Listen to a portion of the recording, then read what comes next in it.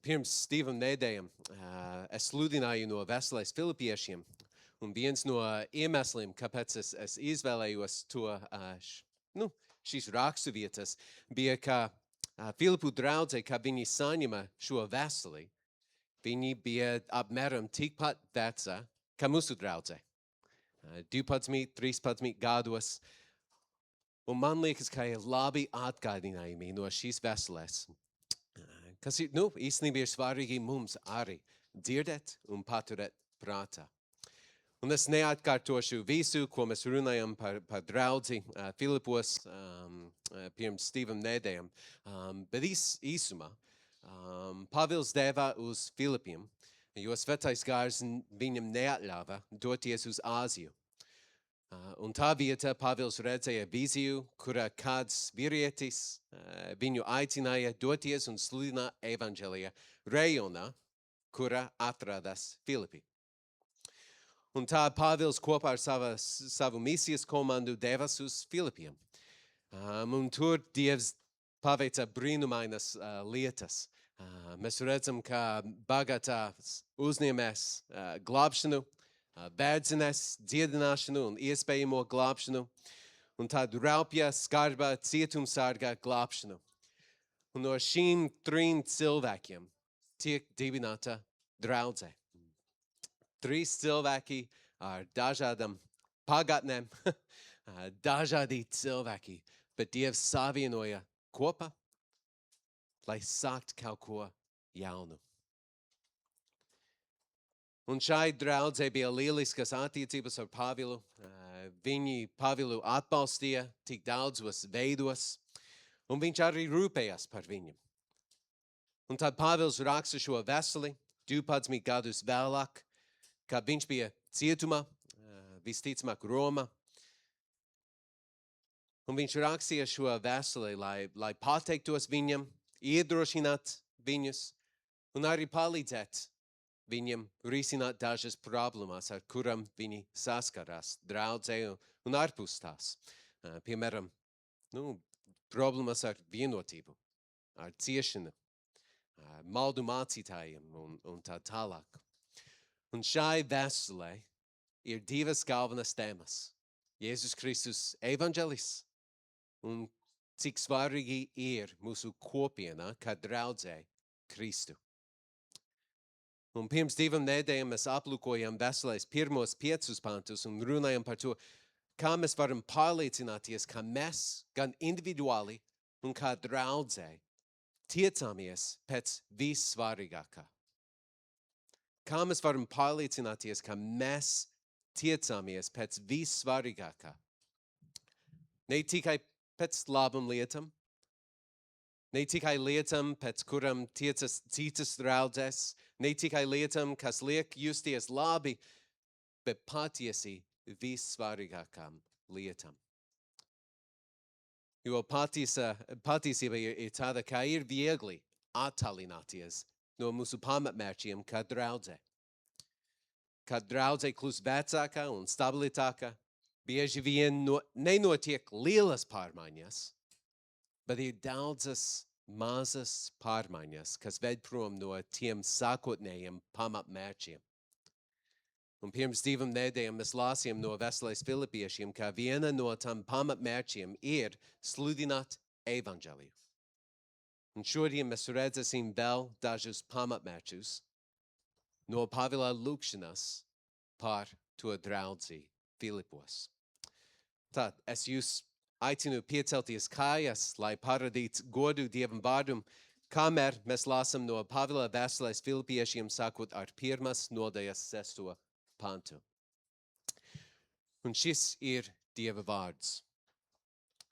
Es paļaujos uz to, ka Dievs, kas pie jums iesaka labo darbu, to pabeigs līdz Jēzus Kristus dienai.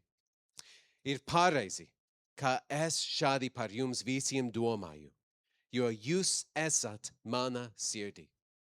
Gan manas bāžas, gan evaņģēlija aizstāvība un nostiprināšana, jūs visi esat manas žēlastības līdzdalībnieki. Dievs ir mans liecinieks. Kā es pēc jums visiem ilgojos Jēzus Kristus sirds mīlestībā. Tādēļ es lūdzu, lai jūsu mīlestība arvien vairāk pārplūstu atzīšanā un dziļā saprātnē. Lai visi pārbaudījumi jūs pārliecinātu, kas ir labāks. Lai jūs būtu sirdskaidri un nevainojami Kristus dienai. Pārpilni ar taisnības augļiem, kas nāk caur Jēzu Kristu Dieva godam un slāvē. Lūksim.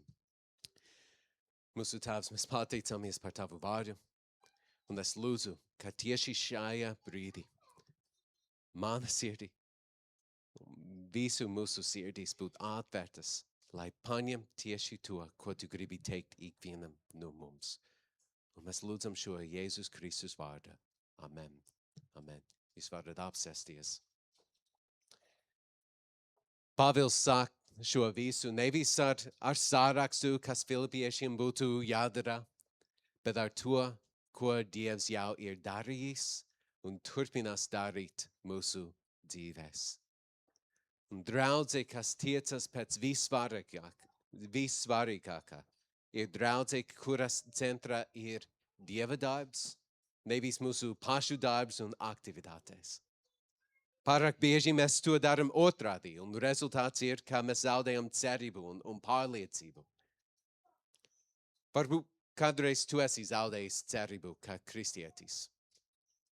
Tu esi nožēlojis savus grēkus, tu esi nolemis sekot Jēzum, bet tad turpinājies dzīve.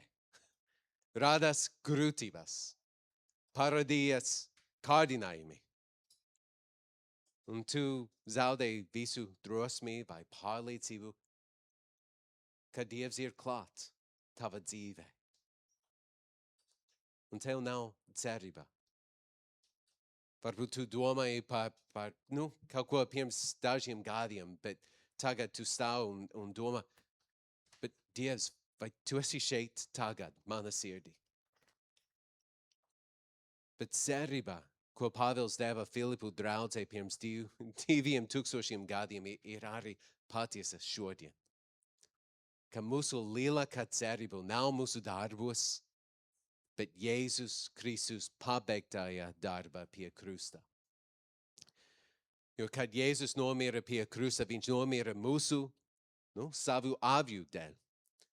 Viņš zināja katru mūsu vārdu un katru mūsu grēku, ko mēs kādreiz izdarīsim. Un viņš nomira par šiem grēkiem. Un pie krusta viņš paņēma mūsu grēkus un uzlika uz saviem pleciem, un viņš nomira mūsu vietā. Viņš paņēma to sodu, ko mēs bijām pelnījuši savu grēku dēļ. Un kā mēs nožēlojam savus grēkus, kā mēs atzīstam viņu par kungu un glābēju mūsu dzīvēs, tad mēs esam atpirkti. Mūsu grēks ir paņemts prom, un mūsu grēka vietā mēs saņemam Jēzus taisnību. Un tagad mēs piederam Jēzu. Mēs piederam Jēzu, un mēs kļuvam par Dieva bērni. Un neviens pēc tā brīža, neviens var nošķirt mūs no Dieva žēlastības un mīlestības. Kā pats Jēzus saka, manas āvis klausās mana balsī, un es tās pazīstu, un viņas man seko. Es tam dodu mūžīgo dzīvību, viņas nemūžam neies bojā, un neviens tas neizraus no manas rokas. Mūsu lielākā cerība nav mūsu darbos, bet Jēzus Kristus pabeigtajā darbā pie krusta. Un patiesība, ko Pāvils raksta Filipiešiem, ir tā pati patiesība, kas mums visiem ir jādzird. Ka Dievs ir iesācis labu darbu mūsos, un viņš to pabeigs. Viņš to pabeigs. Dievs pabeigs to, ko viņš ir iesācis mūsos. Bet kas ir šis darbs? Tas ir darbs, kas padara mums arvien līdzīgākus Kristum. Kā mēs runājam pirms 2 nedēļām, mūsu pamat identitāte ir tā, ka mēs esam Kristu un ka tagad Mēs esam svētie. Mēs lēnām kļūstot arvien līdzīgāki Jēzum. Un šis darbs ir labs. Ne tikai, ka Jēzus ir laba definīcija, bet tas, ka viss šis ir mūsu labā. Un pārāk bieži mēs redzam svetumu un paklausību kā smagu darbu, bet patiesa ir, ka tā ir mūsu laba. Mums ir jāpārliecinās, ka šī cerība ir mūsu dzīves centrā, kā cilvēki un kā draudze. Mūsu cerība nav atkarīga no tā, cik daudz mēs esam darījuši, bet mūsu cerības pamats ir tas, ka Jēzus mūs mīl, viņš nomira par mums, un tagad mēs piederam viņam, un viņš turpinās darboties mūsu dzīvēs. Bet tajā pašā laikā tas nenozīmē, ka mums nav nekādas lomas šajā visā. Ka mēs esam pasīvi šajā procesā. Jo Pāvils turpina rakstīt par lūgšanu, ko viņš lūdza par draudzi Filipos. Un viņš raksta šos vārdus: tādēļ es lūdzu, lai jūsu mīlestība arvien vairāk pārplūstu atzīšanā un dziļā sapratnē. Vēlreiz Pāvils nepārtraukti mācīja gan cilvēka atbildību, gan Dieva suverenitāti. Viņš ticēja, ka Dievs kontrolē visu, ka viņš darīs tieši to, ko viņš ir apsolījis. Bet mums joprojām ir sava loma tajā, ko Dievs dara. Un kā šīs lietas iet kopā, es pats to nepilnībā saprotu. Ka Dievs kontrolē visu, bet arī mums ir loma šajā visu. Bet kā cilvēkiem mums ir ierobežotas spējas saprast, jo mēs neesam Dievs. Bet abas šīs lietas ir patiesas. Ka mums ir loma tajā, ko Dievs dara, un arī, ka Dievs ir suverēns, viņš darīs visu, ko viņš ir apsolījis, neatkarīgi no mums. Un lai gan es pilnīgi nesaprotu, kā šīs lietas iet kopā, abas lietas var būt patiesas. Tāpat kā 7-gadīgs bērns nespēj saprast matemātisko analīzi, bet tas nenozīmē, ka tā nav patiesa. Un galu mums ir šīs divas lielas patiesības, ka Dievs visu kontrolē, un viņš pabeigs to, ko viņš mūsos ir iesācis, un mēs esam aicināti kaut ko darīt kā Jēzus mācekļi, ka mēs neesam pasīvi šajā procesā. Un tāpēc Pāvils lūdza par šiem kristiešiem, lai viņu mīlestība pārplūstu. Vēlreiz viņš nesāka ar garu sārakstu, kas viņam jādara, ka viņam jālūdz 5 reizes dienā, ka viņam jārūpējas par nabagiem, ka katru dienu viņam jāiet uz dievkalpojumu, jābūt dāsniem ar saviem ienākumiem, ka viņam jākalpo citiem, lai gan tas ir labas lietas, un kā kristiešiem mums jādara tas lietas, bet tas nav mūsu pamats. Dievs mūs vispirms aicina mīlēt. Un tad, lai mīlestība ved mūs. Mums jāsāk ar mīlestību. Un īstenībā mīlestība ir, šis veselais lila dāja. Nākamajā nodaļā Pāvils raksta šos vārdus, kur vien ir kāda aizstāvība Kristu, iedrošinājums mīlestība, kopība, gara, ja ir kāda ījūtība un līdzjūtība, piepildiet manu prieku, būdami vienprātība, kopīgā mīlestība, vienoti dvēselē un domās. Un tā mīlestība, kas mums ir Kristu, vieno mūs kā draudze.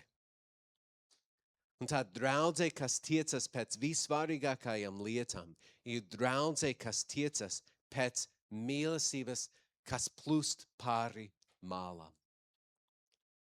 Dažreiz mēs runājam par mīlestību un mēs uztveram kā sajūtu.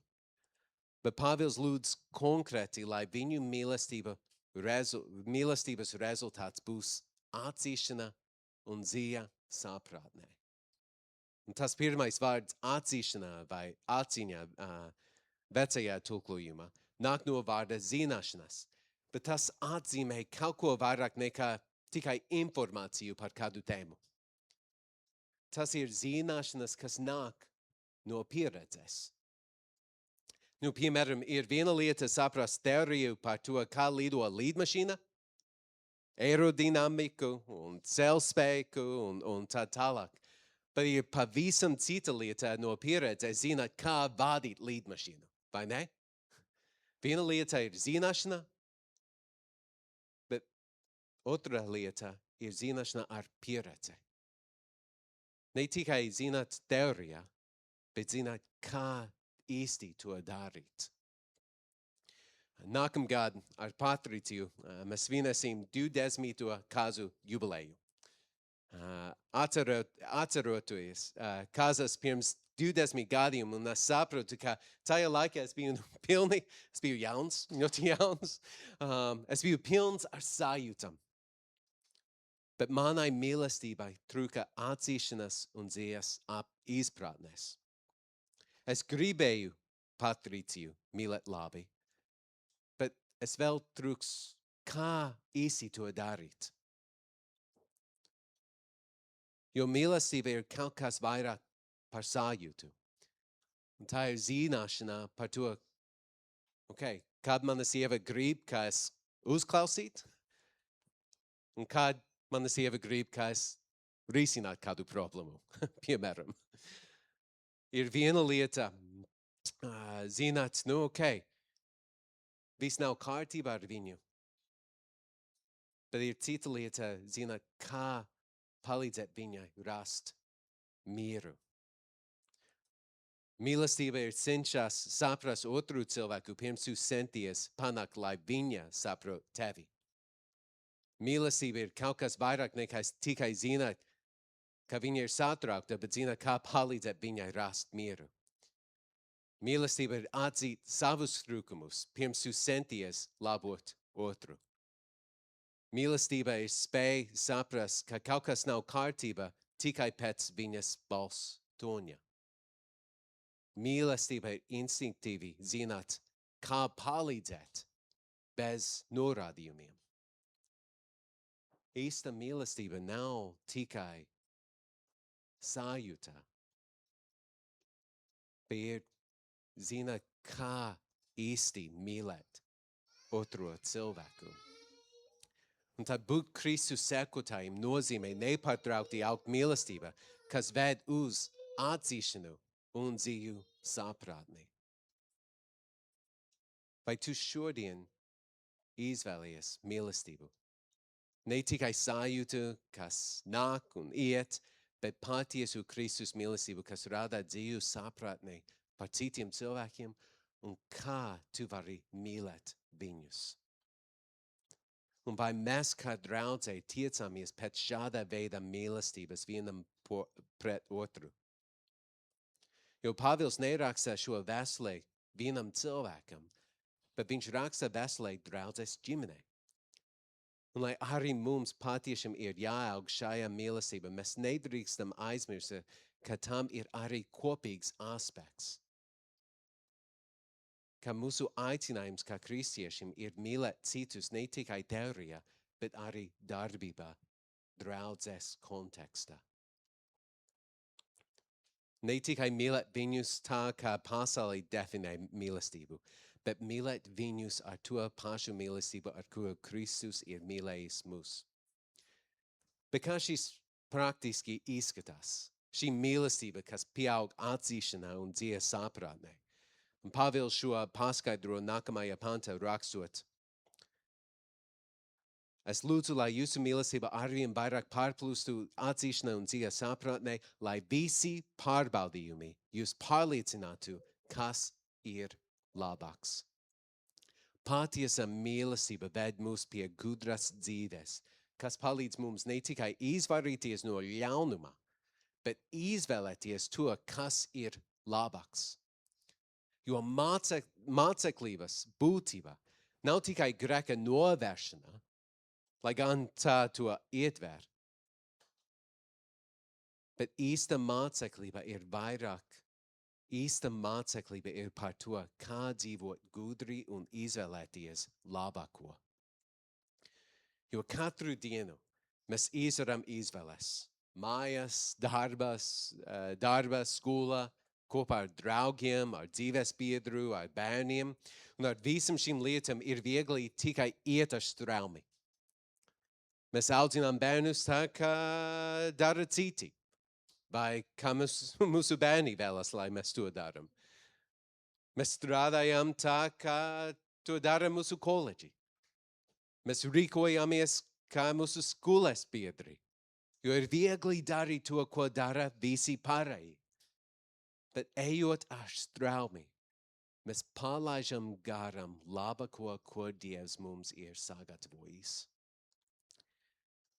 Dzīvē ir daži ļoti grūti lēmumi. Ir lēmumi, kas pareizā izvēlē nav uzreiz skaidra. Lēmumi, kas prasa daudzas lūkšanas un dzīves sarunas ar gudriem cilvēkiem un dzīvu domāšanu. Bet lielākā daļa no mūsu dienas nav piepildītas ar šāda veida lēmumiem. Viss, kas mums jādara, ir jānoraida vienaldzība un jāizvēlas labākais, ko Dievs mums ir sagatavojis. Un laba ziņa ir tā, ka mēs vairāk to darām, jo vieglāk tas kļūst. Un pat grūti lēmumi kļūst vieglāki. Un godīgi sakot, labākais veids, kā mācīties, pārliecināties, kas ir labāks, ir caur 3 lietām, ko es pieminu lielākā daļa no manam svētrunam. Dieva vārds, Dieva gars un Dieva tauta. Dieva vārds mums māca, kas ir Dievs un kādi ir viņa labie nodomi. Ja mēs vēlamies pārbaudīt un izvēlēties, kas ir labāks, tad mums vispirms jājautā, kāds ir Dieva nodoms. Dieva vārds atklāja mūsu grēku un to, kā mēs dabiski cenšamies sacelties pret Dieva nodomu un iemainīt viņa labestību pret kaut ko līdzlaicīgu un mazāk piepildošu. Dieva vārds ir svarīgs, ja mēs gribam augt un izvēlēties labāko. Un tad arī Dieva gars, jo Dieva gars pārbauda mūsu sirdis un atklāja mūsu grēkus. Dieva gars mūs māca un runā uz mūsu sirdīm, kā mēs lasām rakstus. Mēs lūdzam gara un lūdzam Dievam dod mums gudrību caur svēto garu. Un gars mums vada un virza. Un trešā lieta ir Dieva tauta. Ka Dievs mums ir devis arī cilvēkus, lai mums palīdzētu. Mēs varam tik daudz mācīties no mūsu brāliem un māsām Kristu, no viņu pieredzes. Mēs varam mācīties no tā, ko Svētais gars viņam ir atklājis caur Dieva vārdu. Viņi var dot mums jautājumus, kas palīdz mums ieraudzīt lietas citādāk. Viņi var mums izaicināt, kad mēs esam pārāk ērti iekārtojušies savā dzīvē. Dieva tauta ir liela dāvana mums, kas palīdzēs mums izvēlēties labāko. Mums ir labs tēvs, kurš vēlas dot mums labāko. Vai tu meklē to? Un tad visbeidzot, mūsu mīlestība arvien vairāk pārplūst. Kad mūsu mīlestība arvien vairāk pārplūst, tad Dievs darbosies mūsos un caur mums. Kā rakstīts pēdējos 2 pantos, lai visi pārbaudījumi jūs pārliecinātu, kas ir labāks, lai jūs būtu sirdskaidri un nevainojami Kristus dienai. Pārpilni ar taisnības augļiem, kas nāk caur Jēzu Kristu Dieva godam un slāvai. Būs redzams kāds rezultāts mūsos. Sirdskaidrība un nevainojamība. Un arī būs rezultāts caur mums. taisnības augli. Kā mēs jau esam pieminējuši, Jēzus Kristus nāks. Un tā diena, kad Jēzus nāks pilnā godībā, pilnā vārā un spēkā, tā diena būs pēdējā kauja pret Sātanu un visu ļaunumu, un galu būs jaunas debesīs un jauna zeme, kurā grēka, nāve, sāpju un bēdu vairs nebūs, kurā mēs, Dieva bērni, mājosim kopā ar Dievu mūžīgi. Un ja mēs īsti esam Kristus sekotāji, tad Jēzus sagatavos mūs tai dienai. Vēl viens veids, kā Bībelē apraksta šo dienu, ir kā kāzu diena. Jāņa atklāsmes grāmatā mēs lasām šos pantus. Tad es dzirdēju, kā liela ļaužu puļa balsi, kā dzīvu ūdeņu balsi un kā grandošu pērkonu. Aleluja! Kungs mūsu Dievs visvaldītājs ir tapis cienīts. Priecāsimies un līksmosimies un godīsim viņu, jo ir pienākušas jēra kāzas. Viņa sieva ir jau sagatavojusies un viņa ir tepta smalka līna audumā, mirdzoša un tīra. Smalkais līna audums nozīmē svēto taisnīgos darbus. Tad kas ir šī jēra līgava? Jēzus ir tas jērs, kas tika nokauts pasaules grēku dēļ, un viens no veidiem, kā Bībelē apraksta draudzi, ir, ka draudze ir Kristus līgava. Jēra līgava. Un šie panti no atklāsmes grāmatas mums parādā, ka Dievs sagatavo savu draudzi kāzu dienai, Kristus dienai, kad mēs stāvēsim kā līgava tepta tīra smalka līna audumā. Un kas ir šis smalkais līna audums? Svēto taisnīgi darbi. Tātad daļa no tā darba, ko Pāvils zina, ka Dievs darīs mūsos, ir sagatavot mūs, lai mēs varam stāvēt sirdskaidrībā un nevainojamībā tajā dienā. Un šīs īpašības vārdi mūsu raksturvietā nav vienskaitli, bet daudzskaitli.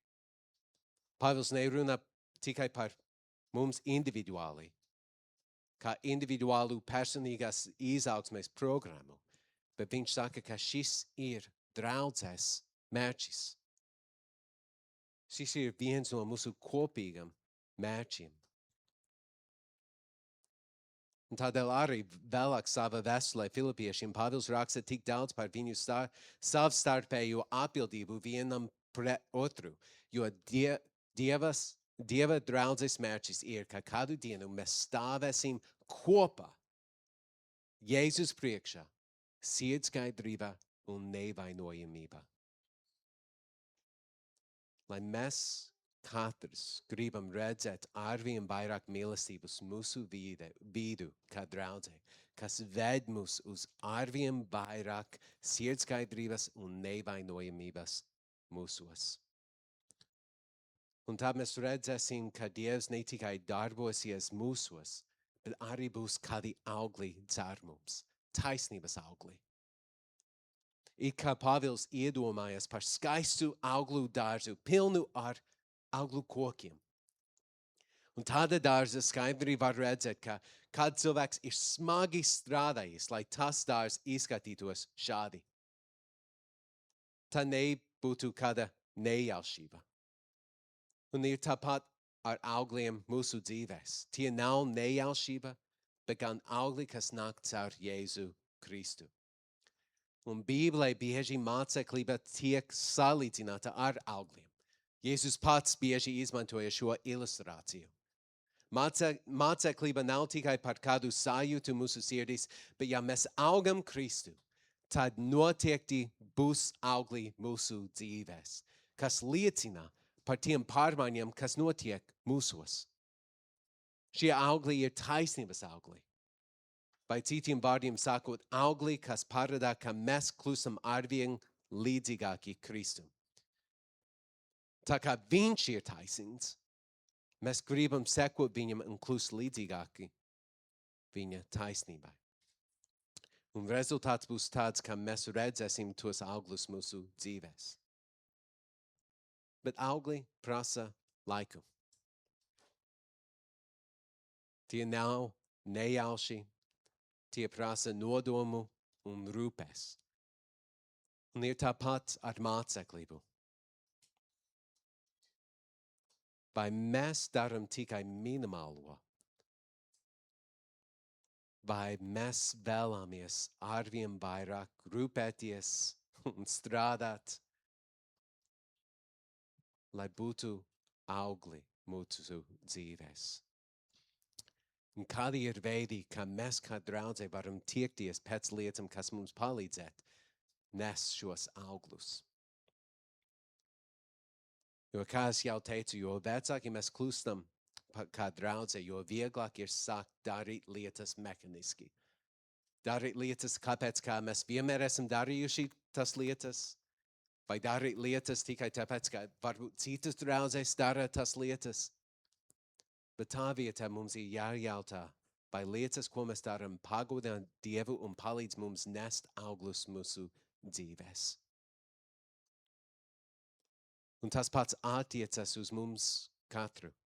Vai es rādu vīri sev, savai ģimenei, saviem bērniem, kur mēs varam nest augļus? Kur mūsu mīlestība var augt un būs rezultāts mūsu dzīvēs. Un kā es varu pārliecināts, ka gan es, gan mani bērni ir tur, kur ir Dieva vārds un Dieva gars un Dieva tauta, lai viņam ir iespēja iepazīt Kristu un augt viņa. Draudzē, kas tiecas pēc vissvarīgākā, ir draudzē, kur mūsu lielākā cerība nav mūsu darbos, bet Dieva darbu, ko viņš ir iesācis mūsos. Ka mūsu pārliecība ir, ka mēs piederam viņam un viņš nepametīs darbu, ko viņš ir iesācis mūsos. Mēs tiecamies pēc mīlestības, kas rezultējas saprātnē, un mēs tiecamies pēc māceklības, kas palīdz mums izvēlēties ne tikai labas lietas, bet labākas lietas, kas rezultējas augļos mūsu dzīvēs. Tad noslēgumā es gribu nobeigt ar pēdējo lietu no šīs raksturvietas. Kā 8. pantā Pāvils rakstīja šos vārdus: Dievs ir mans liecinieks, kā es pēc jums visiem ilgojos Jēzus Kristus sirds mīlestība. Draudzē, kas tiecas pēc vissvarīgākā, ir draudzē, kas tiecas viens pēc otra. Mēs vēlamies būt viens otram līdzas, un mēs gaidām tas iespējas nākt kopā. Mēs ilgojamies viens pēc otra. Lai mūsu draudzē nebūtu kāds pulciņš, vai vēl viena aktivitāte, vai pienākums mūsu nedēļā, bet lai mēs patiesi ilgotos būt kopā. Lai mēs aizietu prom pēc mūsu dievkalpojuma vai sadraudzības laika ar prieku un iedrošinājumu mūsu sirdīs. Kad nāk pārbaudījumi un grūtības, lai mūsu draudzē ir pirmās palīdzības avots, kas ienāk mūsu prātos. Un lai mēs būtu draudzē, kas ilgojas viens pēc otra, un kur Dieva mīlestība pārplūst vienam pret otru, jo viņš ir iesācis un pabeigts savu darbu mūsos. Lūksim. Mūsu Tēvs, mēs pateicāmies, ka šī kristīgā dzīve nav atkarīga no mūsu spēka un pūlēm, pat gribam ik pa laikam. Bet kā mēs varam stāvēt uz stipru pamatu, ko tu, un tā pamats ir, ka tu esi iesācis kaut ko mūsos, un tu pabeigsi to. Un tā nav tikai kāda cerība bet tā ir pārliecība. Ja tu esi nomiris par mūsu grēkiem, un ja tu esi darījis to, tad mēs varam stāvēt tajā pārliecībā, ka tu turpināsi strādāt un darboties mūsos. Un es lūdzu par mums kā draudze, ka visa šīs lietas, kā Pāvila lūgšana, būtu patiesa mūsu draudzes dzīvē, ka mēs būtu kopiena, kā kopienā mēs tiecamies pēc vissvarīgākām lietām.